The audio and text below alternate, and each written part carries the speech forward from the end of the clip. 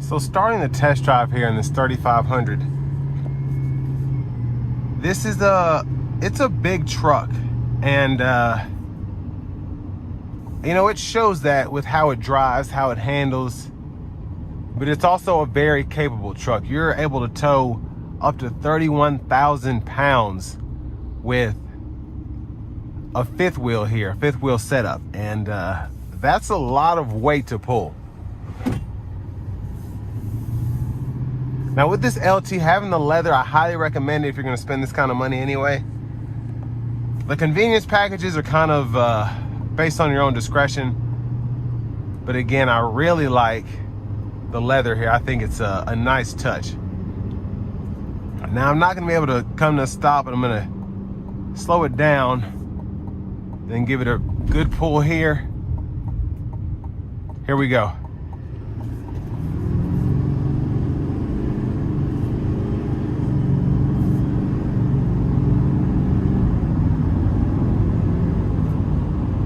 So got up to speed very nicely. Now with this one being a dually, it's a 3500. With great pulling power comes not the best ride quality. So again, it's about what you would expect. But when you hit bumps in here, it gets you. But again, relatively comfortable, especially going down the interstate with a big trailer. But when you do hit those bumps, you will feel them. But it's nothing out of the ordinary, nothing you wouldn't expect.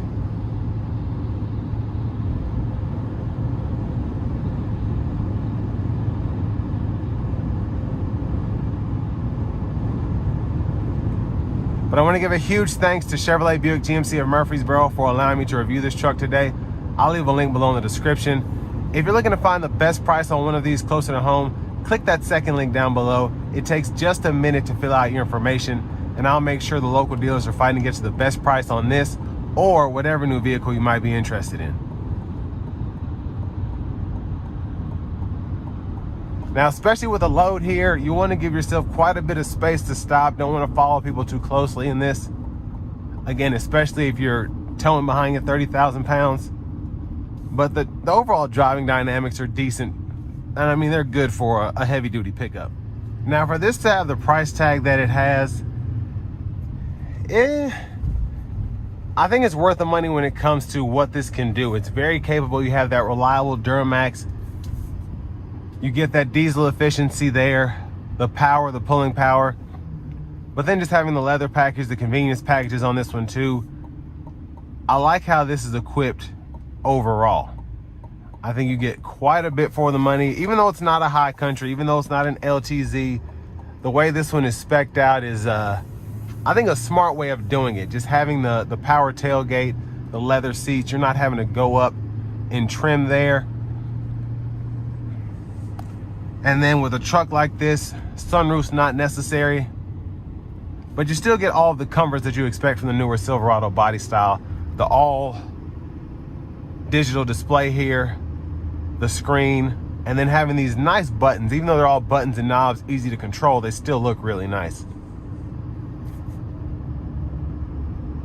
And then having the heated steering wheel is nice, the four-wheel drive. This just has everything without having too much, I think.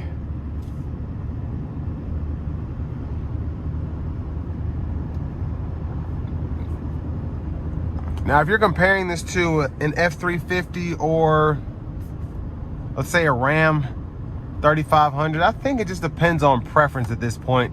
They all pretty much try to compete and be at least as good as the other. Ram might tow a little bit more here, Ford might tow a little bit more there. You know, definitely check out the specs of what you're trying to buy. Do your, Google that stuff, do your research. I showed the tow capacities on this one here, but I can't speak on what Ford's doing, what Ram's doing. That's one thing I like about GM is they put their tow capacities right there in the door jamb. So okay, this will tow 31,000 pounds, and here's evidence that GM said this is what it'll tow.